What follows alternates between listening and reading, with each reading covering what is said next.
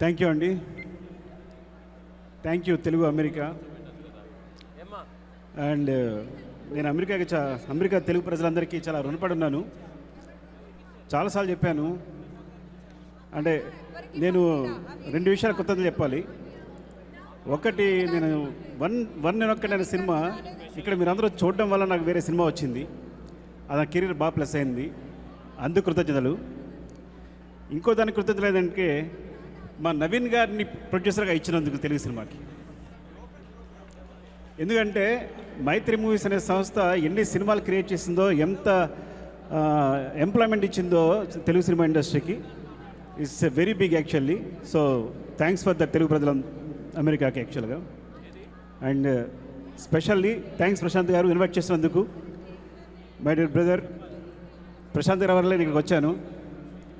And ఇంకా ఎవరు చెప్పాలంటే థ్యాంక్ యూ డార్లింగ్ బన్నీ ఇక్కడికి వచ్చినందుకు. Thank you so much. Love you for this. ఇంకా దిల్ రాజు గారు ఇక్కడే ఉన్నారు.